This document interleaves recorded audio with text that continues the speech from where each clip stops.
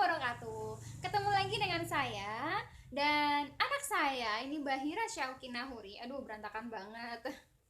Oh ya, kali ini aku mau memberikan tips-tips bagaimana sih agar cepat hamil. Dan ini tips yang udah pernah aku lakuin sendiri karena kebetulan kemarin ini anak pertama. Jadi ketika aku program hamil, nanti aku bakalan share-share ke teman-teman bahwa apa aja yang aku lakuin ketika aku sedang program hamil. Nah, tapi sebelum itu jangan lupa like, komen, dan subscribe YouTube channel saya agar YouTube channel saya dapat lebih berkembang lagi. Tanpa berlama-lama, langsung aja apa namanya ya. Jadi ketika kita baru menikah, tentunya kita apa yang sebenarnya kita inginkan ketika habis menikah itu pastinya kan keturunan ya. Kita ingin segera punya anak agar apa ya? Agar kenapa kita ingin segera punya anak itu karena ketika kita sudah menikah pasti ditanya kapan punya anak, sudah punya anak atau belum. Itu adalah pertanyaan yang sudah menjadi rahasia umum.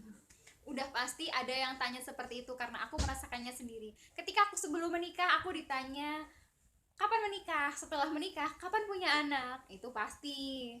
Tapi jangan dibikin pusing.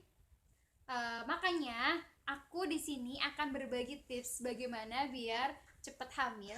Nah, apa aja yang aku lakuin ketika aku sedang program hamil. Jadi waktu itu aku menikah di bulan Desember 2018. Kemudian ketika aku menikah, aku langsung program hamil karena waktu itu pekerjaanku yang sebelumnya itu benar-benar menguras tenaga. Aku kerja di lembaga keuangan tapi sebagai funding officer, jadi aku lebih sering pergi-pergi dan berkendara. Takutnya itu nanti kalau misalkan terlalu kecapean kan ada gangguan, bisa mempengaruhi gangguan kesuburan juga, kewanitaan. Jadi aku memutuskan untuk segera resign dan aku langsung program hamil. Dan yang aku lakukan adalah yang pertama, aku mengkonsumsi susu promil. Dan susu promil yang aku minum waktu itu aku hanya cocok satu brand aja, yaitu Lactamil seperti ini. Kemudian selanjutnya aku minum vitamin E. Aku pakainya itu Evere, jadi aku minum Evere setiap hari.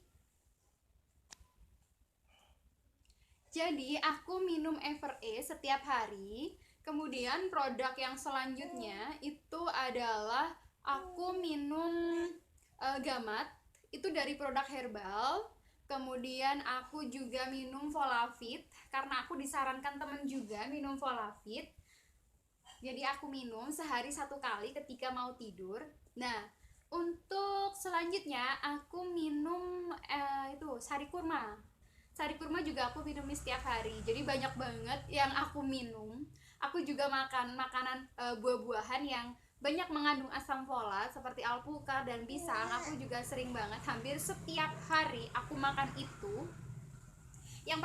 Produk yang pertama, aku minum susu promil itu sehari bisa 2 kali atau 3 kali kalau lagi mau.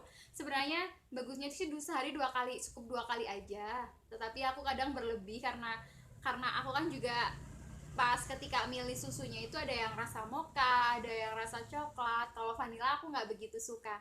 Jadi itu enak banget kalau dibikin sama es, malah bukan dijadikan sebagai susu, malah sebagai minuman biasa buat sehari-hari biar segar.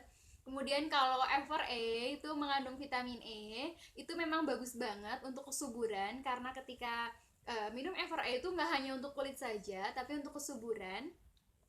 Nah, itu bagus banget untuk organ kewanitaan kita, atau rahim kita, hormon kita.